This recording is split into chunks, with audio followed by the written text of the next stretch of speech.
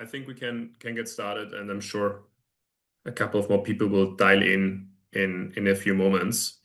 So yeah, thank you very much for joining our webinar today, ERP for Growth, selecting the right system to power your business journey. So this webinar is hosted jointly today by Acclaim and RSM. Here on the next page, you see our table of contents for today. So we want to start first with a bit of introduction about our companies, and then we will dive deeper on the one hand on Microsoft Business Central as an ERP solution, and then take a look at the options that our partners at RSM often offer, which are Oracle, NetSuite, and SAP. Just very briefly about ourselves. So yeah, my name is Florian Braunsteiner. I'm the commercial director for North Asia at Acclaim. So Acclaim is predominantly a corporate and advisory service provider, but for a good 10 years or so, we also have a strong in-house enterprise software practice. And in this function, I had the pleasure also to lead our team both in a commercial and in a tech role at Acclaim. Hi, good morning, good afternoon, everyone. Just a quick 30-second introduction of myself. So I'm the Managing Director of RSM Hong Kong's Technology and Management Consulting practice, and I focus on digital and ERP-enabled business transformation. So I've been helping a lot of global clients to support their global transformation and ERP initiative. I'll share a bit more details on my experience in the subsequent slides. Looking forward to sharing those with you guys. Thank you. Pass back to you, Florian. Thank you. Okay, so very briefly also about Acclaim. I just mentioned a few things already. Acclaim, we're active in 18 markets and we have around 2,000 staff. And as I said, we are focused on corporate and advisory services. And within our advisory services, ERP is a key component. So we can cover the entire Asia Pacific region through with our ERP and enterprise software services from Dubai to Beijing to Hong Kong to Australia. We're here to support our clients. Yeah, thank you. That's just the footprint. Next slide, please. Over to you, Nicholas. Yeah, thank you. Also a quick intro of RSM. So we are the sixth largest global network of accounting and consulting firms, and we have more than 65,000 professionals across 12 countries, and we are having a $10 billion revenue in the last financial year. So again, our focus mainly focus on mid-market and internationally growing organizations, and we support those clients in areas such as digital transformation, ERP strategy, financial transformation, and so on. Next slide, please. And in order to support our clients, we also have office around the world to support their needs in terms of their financial reporting, operation coordination, and regulatory compliance, in addition to the technology enablement. All right, next slide, please. Thank you. Back to you, Florian.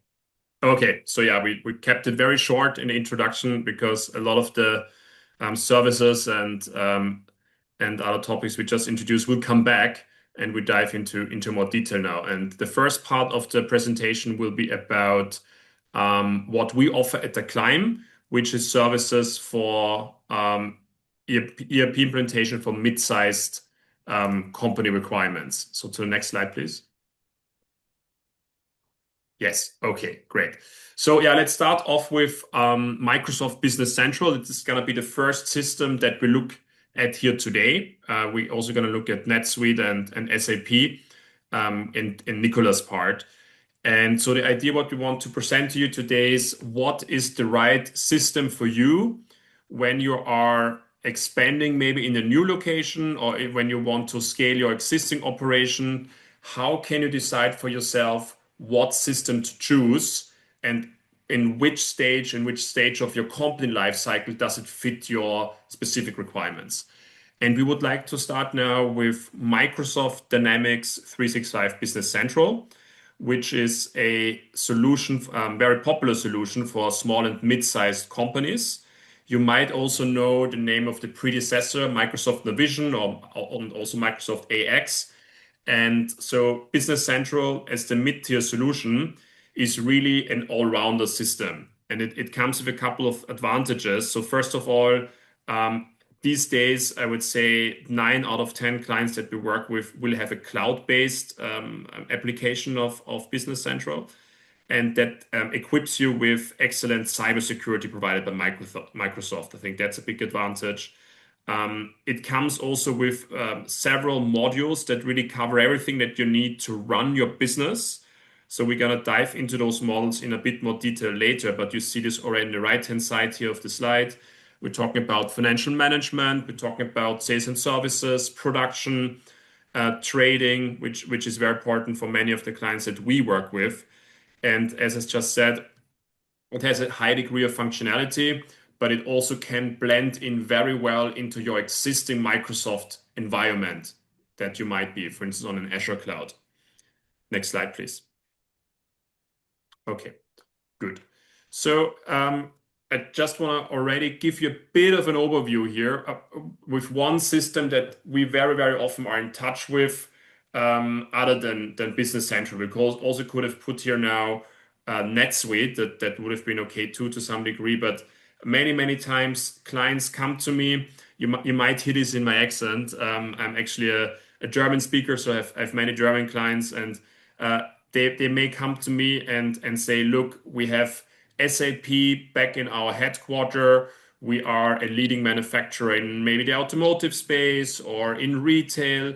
And we would like to further scale operation. We need a system to professionalize ourselves in Asia. What should we pick? Should we go with our SAP system, or is this maybe not the right move? Should we maybe start with Business Central? This is one scenario we often have. Of course, another typical scenario is our clients already work with a Microsoft solution back in the States or back in Europe or somewhere back in Asia and want to bring this to a new market. So these are the two main scenarios. But now looking really into Business Central and SAP, how I would often describe it is the following way.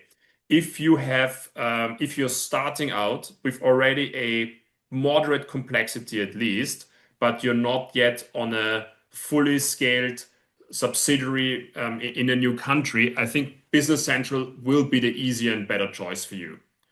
It's faster to implement. It leaves you more flexibility. It has many of the strong integration points I just mentioned earlier. It's very scalable across markets, and it's easier to maintain. So those are really the main points to mention. So it's basically sort of a light solution that you can apply to come to a new market. Okay.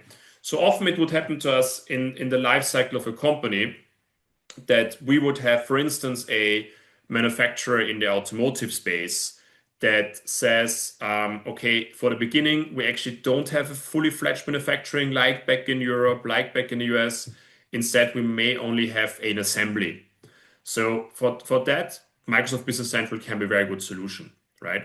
Or it may even be a step before that. They might say, we're not going to manufacture for the time being. We're only going to sell in the market, or we're only going to buy in this market. So the complexity is not as high yet. We don't have a fully fledged production line that we need to replicate.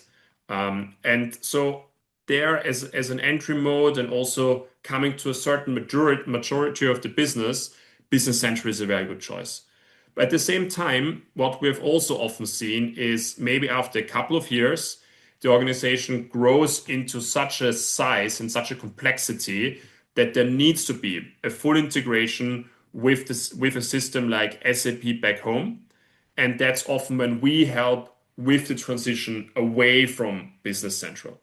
So I would at this point not talk too much about SAP and what are the advantages of the system and what are the potential also disadvantages. I will leave this for Nicolas' part.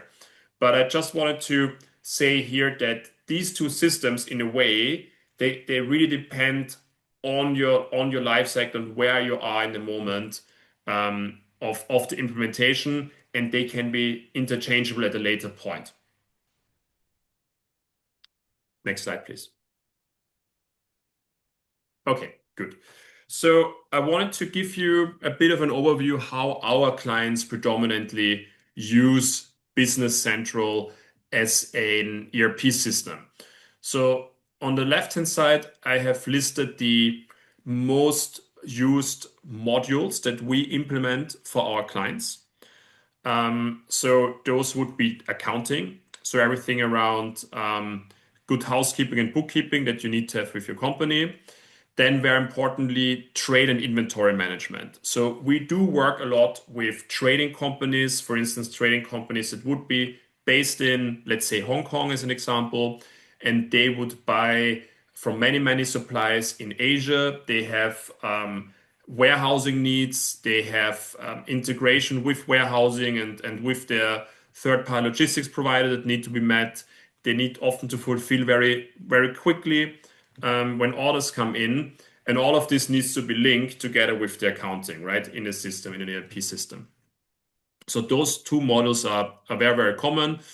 We also support a lot in corporate governance and treasury and manufacturing. But I think for this slide, I would like to focus on accounting and trading.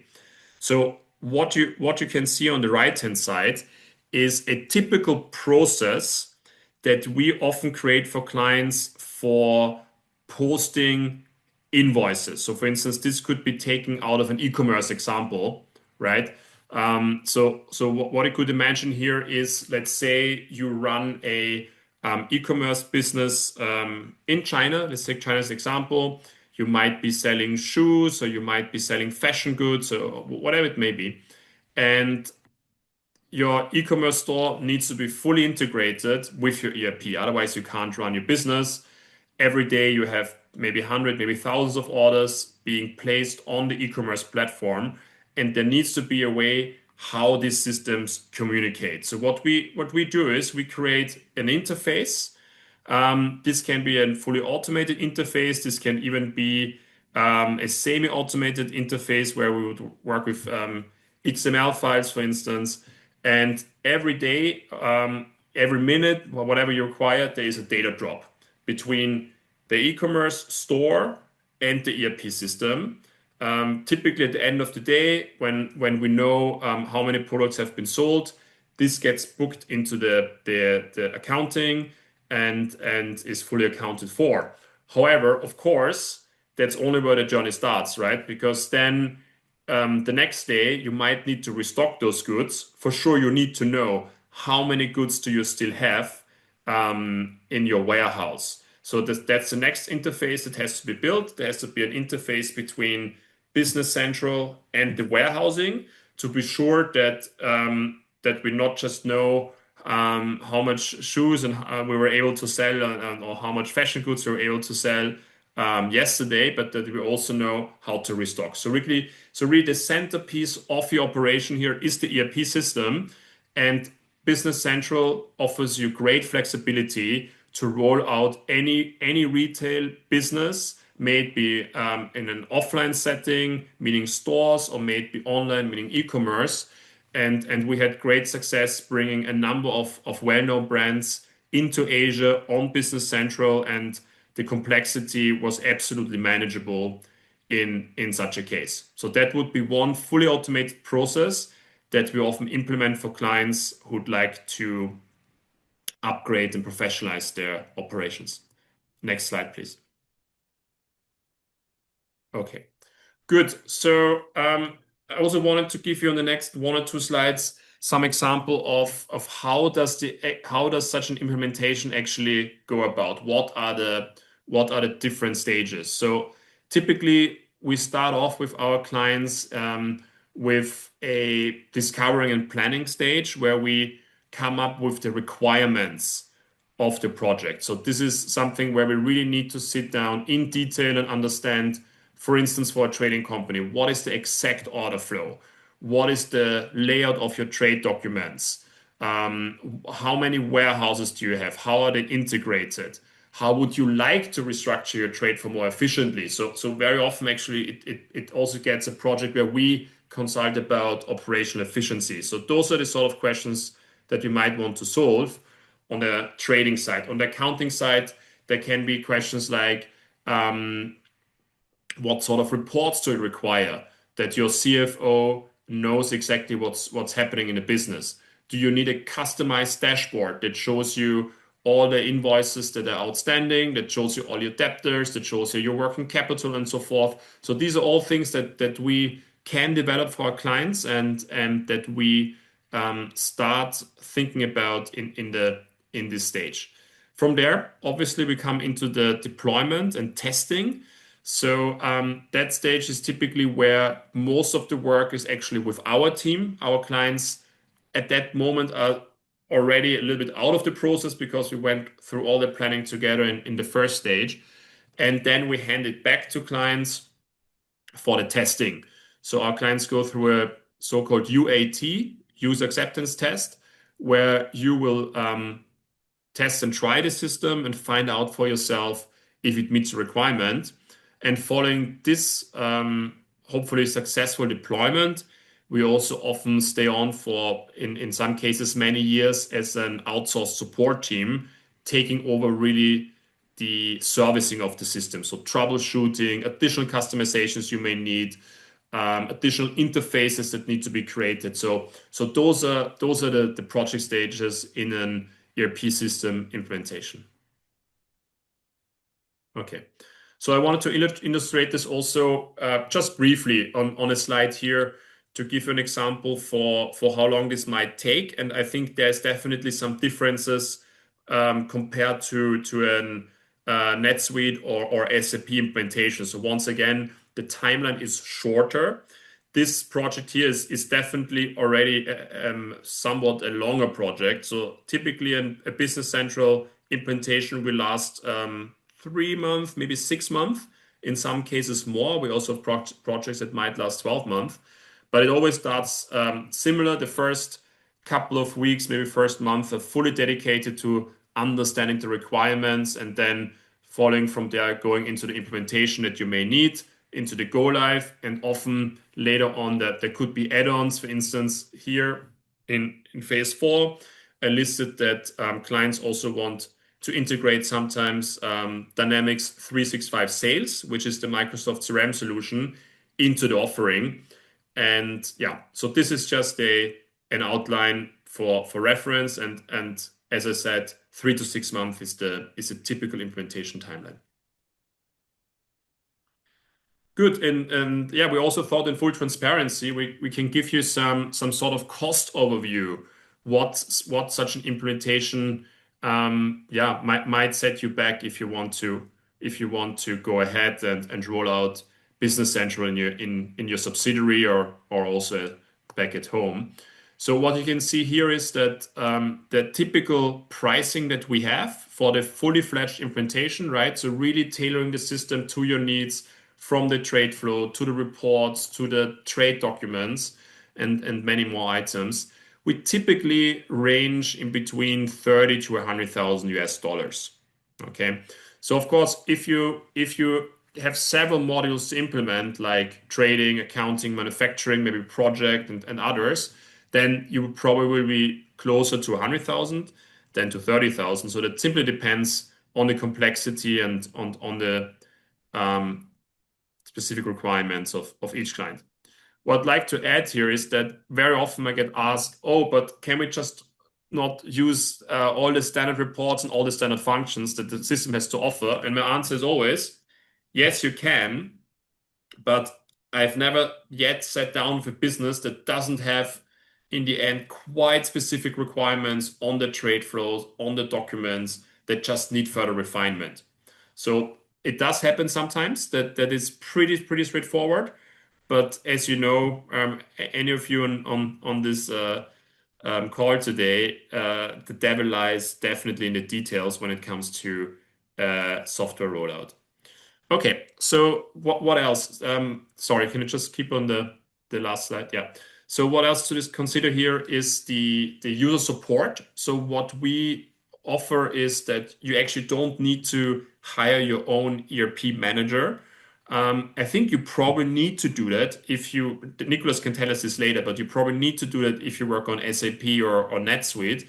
But for Business Central, that's a system where you can outsource an ERP manager to a service provider, meaning you can buy a mandate package, and typically for our client needs 5 to 20 mandates are typically maybe 30 mandates are typically enough to cover the system requirements that may come up on an annual basis following an implementation. Yeah, and then we also see the user pricing here from Microsoft. So Microsoft is, I would say, again, mid-tier. It's not on the very affordable end, but it's also not too pricey. So you see here that an essential user, which is the user that can read and write, edit in the system, is $80 per month. There's also team users, which are only read only, so they are quite affordable at $8 per month. And then some modules, they have a higher pricing due to their complexity, such as manufacturing, which requires premium users.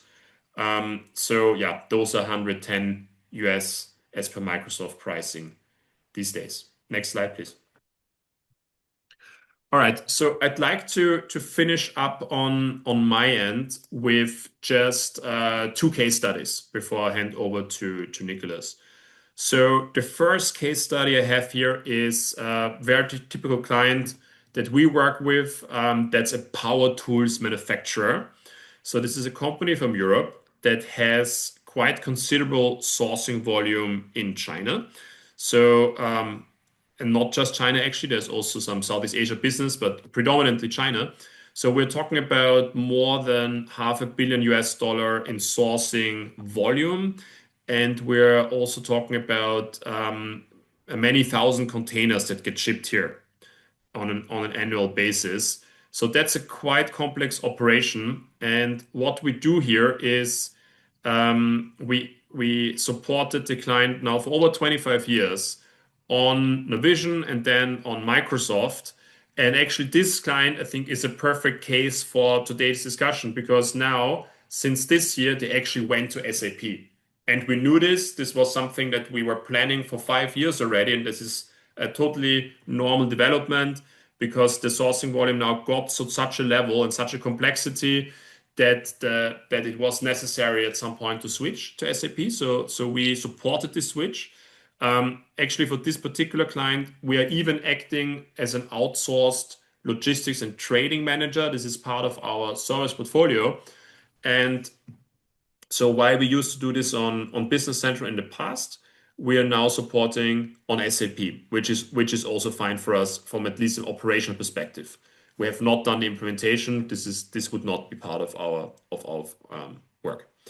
So yeah, you can see on the right-hand side there are a number of complexities here. I think definitely just to underpin this one more time, if you have many warehouses across Asia and thousands of shipments, you need to really have your workflow very clear and well structured, and that's what we helped not just to implement but also to design over the years that we served this client. Yeah. So on this final slide from my side, I'd like to talk about the other way. So not sourcing from Asia, but selling to Asia. So the client here is a leading fashion company that we have worked with for a long time. So they have operations since 15 years or so in Hong Kong. They then expanded into China and then 4 or 5 years ago also into Southeast Asia, Singapore, for instance, Indonesia and other markets. And so they faced a number of challenges before we helped them implement. So they had omni-sales channels, meaning offline, online distributors, and so forth. They had ever growing complexity in the warehousing. They had shifting consumer demands, and they just struggled quite a lot to implement. In this case, they had SAP actually back at headquarters into Asia. It was too complex. They didn't have the manpower yet in Asia. They were really focused on the core business, which is selling, marketing, branding of the fashion goods. They didn't have a, strong team focused on IT and these matters in Asia. They were just not in that life cycle yet. So with them, we introduced Business Central over 10 years ago, and it has continuously been growing over the region. So from Hong Kong to China to Southeast Asia, as I mentioned previously. And this system still today very well actually serves the needs of our client because they're not manufacturing in Asia. This is all manufactured back in Europe. And we help them to really tailor the system to the various channels that they have. So maybe the stores, for instance, they have some offline stores all across China, or maybe the e-commerce platforms like Lazada in Southeast Asia, or Tmall in China, where we help to integrate the business. We help to integrate the point of sale systems that they have also for the offline stores. And once again, made sure all of this that they have on the front end with the customer is also well integrated on the back end with their warehousing and so forth. So this is what we are now doing for over a decade for this client. And we are actually expecting in a few years' time that they might also migrate to SAP. There have been some first discussions. Again, this is very normal. And yeah, with this transition to a larger system, I'd like to hand over to Nicholas. And if you have any questions to my part, I'd just like to say, please send us the questions in the chat, and we will answer them just right after Nicholas' part.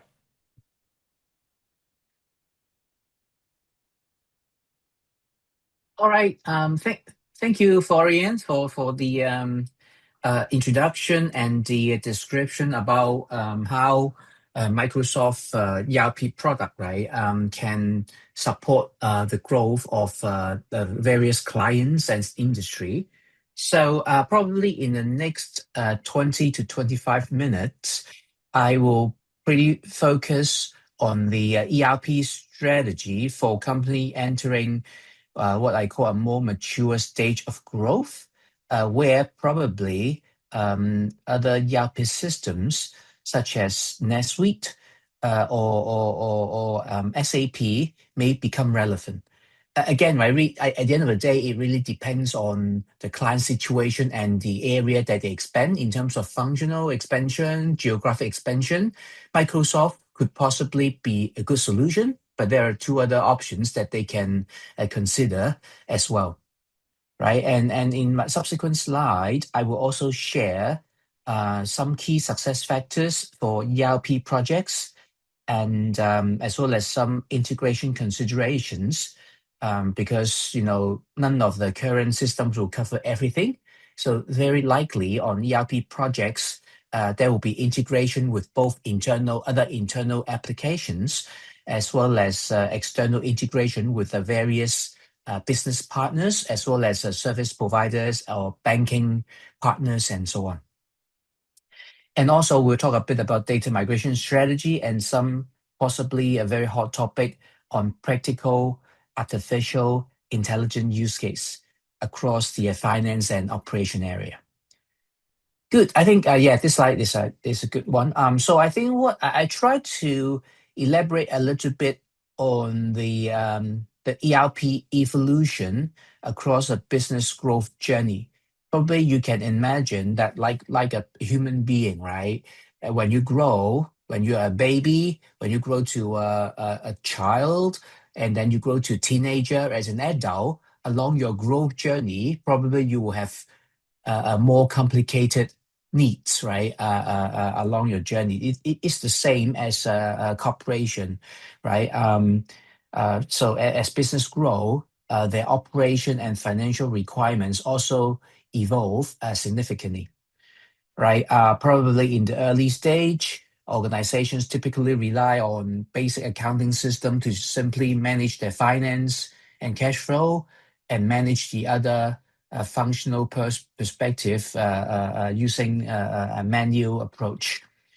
But as company grow into mid-sized organization during what we call the build-up phase, they will start also, given their increase in complexity, they really need a more capable solution to manage their business. Like, for example, a mid-market ERP platform, as Florian just said, Microsoft Dynamics Business Central is really a very capable solution to support more complex operations as the company grow. And however, if the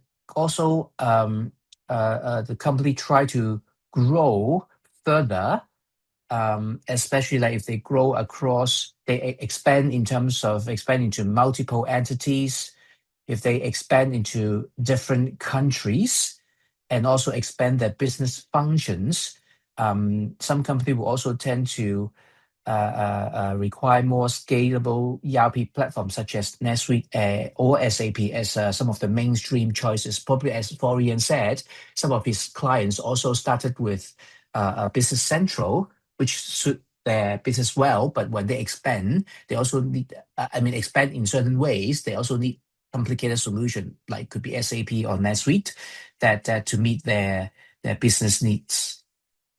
So that is also pretty common in the business world.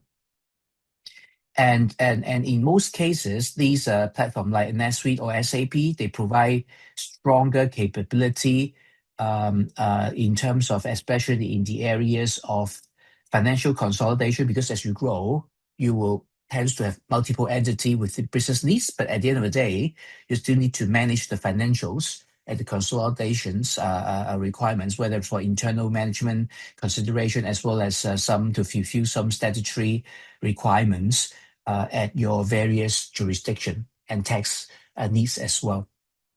As well as sometimes you try to also have a better operation integration and support your global or regional scalability. So that's basically summarize the various different needs for ERP platform across a business growth journey. Next slide, please.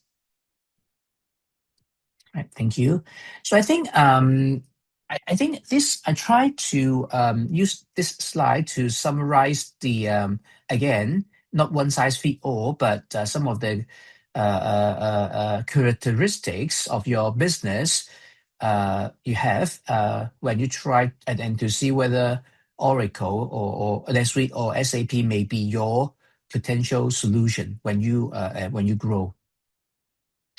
Right. So as just a really quick one, but again, there will be more details than assessment. But at a high level, NetSuite, if you look at the green column, NetSuite is actually often well suited for fast growing companies, particularly those expanding internationally and looking for a cloud native ERP with also pretty strong financial management capabilities. So with the cloud platform, that will minimize the need for a very complicated IT infrastructure team to support the hardware and software itself, which is all managed by NetSuite natively at a remote server, and the company can simply focus on using the software to enable the various business function and the relevant reporting that they need. So based on these characteristics, NetSuite is widely adopted by organizations in sectors such as retail, e-commerce, services and technology companies, where scalability and real-time financial visibility are really important. So this is pretty much the key strength of Oracle NetSuite. And on the other hand, if we look at the right-hand side, the blue column on SAP, SAP is actually pretty typical chosen by organization with more complex operation environments, especially in the industry such as manufacturing or very large-scale procurement organizations with a very complicated supply chain needs, interaction with their suppliers and customers, and so on. So basically, because SAP, because probably due to their legacy, they are really strong in supply chain management, the manufacturing processes, as well as enterprise level system integration. But of course, given these, again, these are what we call the mainstream leading ERP solutions. They are really strong in support the client's needs. But at the end of the day, before you choose, you also need to, again, assessment is required in terms of the complexity of your business model and the operation requirements, as well as the long-term growth strategy of your company, in order to make what we call the conscious decision on the ERP selection.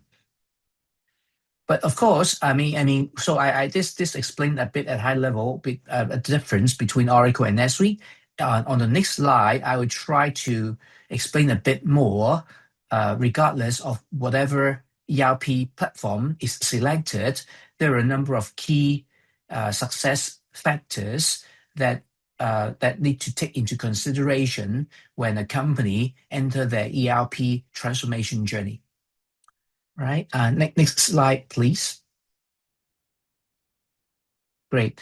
Thank you. So I think here I try to lay down again the really key top, or what we call the top 5 success factor of an ERP transformation project. Probably if you just read through these 4 or 5 circles, actually most of them are not technology related factors. In fact, there are some what we call the very important non-technology consideration for these technology projects. Right. So based on our experience supporting ERP programs across different industries and different regions, these are the five key success factor that need to pay attention to. The first one is really that very strong executive sponsorship is essential. From what we call the C-level executive support is really important. Because at the end of the day, you can imagine the different functional team may probably start with a various expectation and the requirements on the ERP platform. So throughout the journey, the alignment in terms of organization and decision making across this department or functional unit of a company across different geography would be even essential. Because at the end of the day, when we try to adopt these ERP solutions, certain degree, even though these platforms will support certain degree of customization, but I think they will expect majority of the business process and functions and data will be run in a single platform and standardized manner.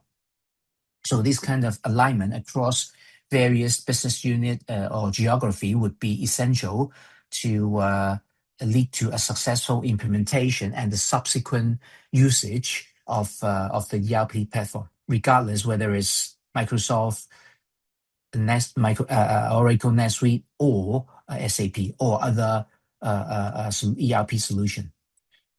And secondly, actually, a lot of the organization will also take the opportunity of a ERP transformation project, take this opportunity to optimize and standardize their business process, rather than simply replicating what they have been doing either with their manual process or the legacy ERP platform. Because you can imagine if their current operation is half manual or manual plus certain kind of system support, it tends to the operator or the staff tend to use a lot of their own judgment, supported by a lot of Excel spreadsheets and their manual processes, right? So, and also it's a good, but it will be very difficult when the management required certain reports or statistics in order to make certain decisions about the business. So a lot of our clients really also take the opportunity of the new ERP transformation journey to really review and optimize as well as standardize their business process so that, first of all, the ERP's implementation would be smoother and improve the success rate, as well as in the ongoing operation, then they will be a lot easier to, what we call to understand the business data, the performance on the sales part, procurement part, in order to support the C-level executive to make more real-time decision to drive the business across the various business challenges. That is really, really important. I think another important part is if you be able to standardize your business process, whenever those ERP providers give out newer solution or newer functionality, it will be a lot easier for you to take those upgrade and enjoy those new functions and benefit along the way. Say, for example, there are a lot of cases that, say, for example, a lot of jurisdiction may introduce new tax rules or new reporting requirements. And so, these are mainstream software providers also tend to catch up with those statutory requirements and offer the solution through their platform. But if you do not use the standardized practice and add a lot of customizations, that will definitely increase your time to adopt those new functions, as well as the cost as well. So I think this is also key to take this chance to standardize and optimize and standardize your business process accordingly, as more like a cleanup exercise. And thirdly, data preparation is also key because you can imagine throughout your operations, you probably have a lot of different data that sits in either your like Excel spreadsheet or your legacy platform. Say, for example, you have numerous, take an easy example, numerous vendor master data that may be created 10 years ago, or that maybe some of them may obsolete already. You no longer do business with them, but the data is already there, sit there, which will also impact your search and system performance. Or at the same time, we have seen so numerous cases that throughout the history, one vendor may be created by different team members. So you may have ABC company, ABC Co, ABC Limited, all referring to the same vendors. At the end of the day, you may possibly be able to create a purchase order with these vendors, but you may be able to catch up or maintain those bank statement, bank account information properly and so on. So they will also create chaotic situation and potentially lead to wrong payment.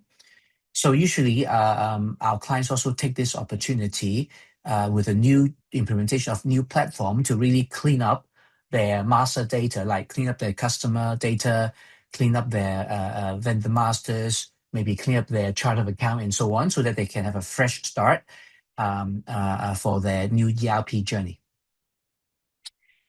Well, and also another very important consideration is really to have a proper design or what we call the integration architecture, because as I said earlier slides, while you can use your ERP platform as your core operation, unavoidably, you will still need to integrate your ERP platform with a lot of other internal applications, or as well as your applications from your external business partners. So that's why I think you also need to think through the integration architecture as well as the methodology or the protocol to interact with other systems as well. So this is really important. And last but not least, I would say in addition to this process consideration, data integration, at the end of the day, the key is really at the end of the day, it is your staff who use the system, right? So, and that's very really key success factor. So regardless of how beautiful your system, how capable your system is, it ends up with whether your staff would be able to use it, use these capabilities to perform the business function that they need to, right? So also the success of the ERP project also depend heavily on what we call the change management or the training, so that we can enable your staff, both all the way from your junior staff, managers, as well as your C-level executive, will be able to leverage and use the systems from a day-to-day operation, as well as the use of various management and the financial reports to use it to drive a better business along the journey. So again, these are the 5 key factors I think that will help or increase the success chance of your ERP transformation projects. All right, next slide, please. Great. So again, right, I think this gives you also a sense, likely that we see. I mean, of course, you can still choose. I mean, again, these ERP platform come with a lot of different modules. Some user or some company tend to also use most of the modules from SAP or NetSuite. But for some cases, given their specific needs, they will choose some other solution for certain specific a function. Say, for example, some of our clients also, instead of using the built-in a CRM solution from SAP or NetSuite, they choose to use, say, like Salesforce, right, for their CRM business functions, right, and so on. So I think, again, most of our clients will choose to use the core ERP platform as what we call the digital core, but at the same time, they may choose a separate a CRM platform for that to manage their customer and sales data, and they may choose other e-commerce platform to manage their online sales catalog, as well as the customer orders, especially for B2C customers. At the same time, they will also integrate certain supply chain solutions to manage their inventory or procurement if their inventory or warehouse needs are really complicated, as well as certain HR systems to manage their employee data, manage their payroll, and the HR workflow as well, given their certain maybe local needs, local requirements to manage their workforce. Say maybe different company will have different, retirement fund system. Like Hong Kong, you got the MPF, but other countries got their different complicated systems to support the workforce. Again, so this is also a very important topic, as I said, to really integrate the ERP platform with your own choice of certain specific other niche solutions to support your enterprise operation. All right, next slide, please. Yeah, I think this would be my last slide before we go into the Q&A section. Again, probably I think we try to touch a bit, given the AI has become a very hot topic. So I think I will also put some time to talk about it. So in addition to the core ERP functionality that we mentioned, actually many organizations start to explore how AI can enhance their business process, right? Here in finance, that we see that a lot of these, I mean, both NetSuite, at least both NetSuite and SAP, actually they start to build in AI's function, especially to support their financial analysis, as well as in terms of operation, they also try to automate the invoice processing with AI's function to significantly reduce the manual effort of these functions. And in operations, we're also seeing those software also try to build in specific AI models in the area of demand forecasting, as well as optimization on inventory planning. Again, of course, AI too, again, right, given the maturity of these different AI models, while, I mean, so far, right, they are not really fully automated yet. Some error may also possible. So our clients will try to use those AI models to give what we call the first round of version of those demand forecasts or inventory planning. But at the end of the day, they still need to have a more senior staff to review the results before they put it into production or action. At the same time, AI also go into the area of CRM and sales data to try to generate valuable insights into the customer behavior and the sales performance, so that the company can have to have a better supporting data for their sales program, sales campaign, as well as they're planning their new product design and so on. At the same time, the AI capability also go into the integration platform to enable better integration with the peripheral systems as well. So in summary, right, NetSuite and SAP try to leverage the a solid digital foundation that was built using the various transaction data from the ERP operation to try to drive insights from those data to support or to improve the efficiency of the user organization along the way. And even for some of these two platforms, they also started to build in what they call the AI interface. So instead of they develop their own AI engine, they enable user organization to also to integrate with more mainstream AI platform like ChatGPT, Claude, and so on, to draw into their capability and bring in the result back to the ERP platform to support the various operation and insight generation accordingly. Right, so that's, I think, the trend that we are seeing. I'm sure that that will be right now is still in the early stage, but I'm quite sure that in the very near future, this AI capability will become a very essential component of this ERP platform as well. All right, I think that would be the end of my slides and the presentation. Maybe I'll pass back to Florian to see or to take the questions from the audience accordingly, and we'll try our best to answer them. Thank you. Back to you, Florian. Okay, yeah, thank you, Nicholas. Very, very insightful and good to learn more in detail about both NetSuite and SAP. So one question that came up was the following.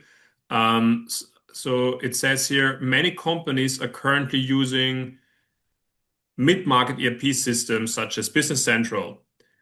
What are the key signals that it's time to move to another platform like NetSuite or SAP? If you don't mind, Nicholas, maybe I take this one first, and you could simply add on to that if you wanted. Sure, please. Yeah. So let me think. One factor that I've often seen is the upgrade in operations. So, for instance, when clients move from a pure trading or maybe assembly company to a fully fledged manufacturing company, Business Central definitely is able to support manufacturing, but only to a certain degree of complexity. So we have some clients that are in automotive, for instance, and we support them with Business Central. But if you're really assembling a car or if you're assembling an airplane, then you probably, or for sure, will need a system like SAP and not Business Central. That would be one example I have. Another one could be for companies that have highly complex financial reporting requirements. There's also some limitations on Business Central. I would say overall it's already pretty good for those needs, but that's another reason where I saw that companies might have switched to a larger system. Yeah. Anything from your side, Nicholas? Yeah, I think that would be a good answer, right? I think probably a little bit added to your answer is that I think the multi-country or multi-entity expansion is really also important. Given when you move into multi-country, the client will face a lot of new challenges like tax challenges, right? Or the multi-currency challenges in their day-to-day transaction and reporting. Right, so I think this is also potentially a signal that if you go with this kind of expansion, then probably a more complicated ERP may be something that you can consider. Yeah. Okay. Yeah. Um, I have one more question here, which is what is the most common challenge organizations face during the implementation? Nicholas, how about I hand this one to you?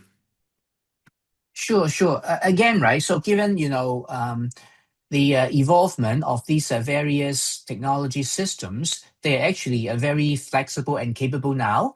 So I would say most of the cases, technology would no longer be the bottleneck, right? Or issue that will make a project fails.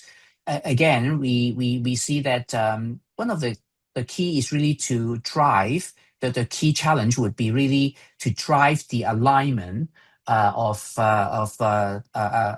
among different geography as well as different processes, or we sometimes the BU of it. Say for example, I come across a toy company when they grow historically by acquiring different brands of toys, right, from their competitor or friends, right? So, but when they buy these companies or through the merger and acquisition, they just keep the different brand operate in their own way, right? So when they try to implement a new platform, every brand will have their own way of working and they refuse to compromise, even as simple as how to issue a PO, right? But to be honest, issue a PO in a different way will not actually impact the company's competitiveness at the end of the day or a certain brand, right? So, but again, it takes really long time for the different BU to really align and agree on simple things like how to issue an invoice, right? So at the end of the day, I think really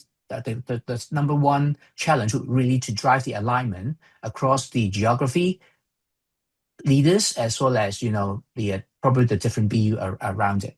I think that would be the key and the associated change management, the subsequent training of it. I think that would be the key among many other challenges. But yeah, I think that would be the key that I think we need to watch out.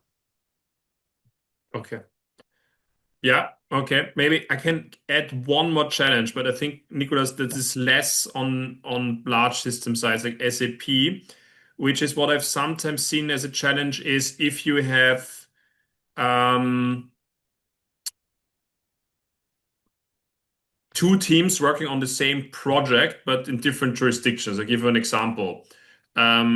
When we roll out for European clients, for example, and they're headquartered somewhere in Europe, and there's a project team there that doesn't really understand how, for instance, China or Asia works on topics like accounting, finance, tax, and language issues and so forth. There, I feel if there's two project teams, there can be sometimes challenges just for that factor, right? Like designing the order flow, that's typically fine, but then again, as I said earlier on, the devil can lie in the detail here. So that could be challenging if you have too many teams on the same projects based in various countries. I've seen this being too challenging in some of the projects I've been running. Yeah. Yeah, yeah, that's true as well. Yeah, really. Okay, good. I don't think we have any other questions at this moment. So yeah, thank you very much for joining. I saw that most of you stayed with us till the end. I hope it was interesting for you and you could take away some good findings from today. Yeah, please do not hesitate to reach out if you would like to receive the presentation or if you would like to have more information from Nicholas and I around system implementation. And yeah, looking forward to any questions that you may have that you can also send us afterwards. And yeah, perhaps stay in touch and thanks for joining.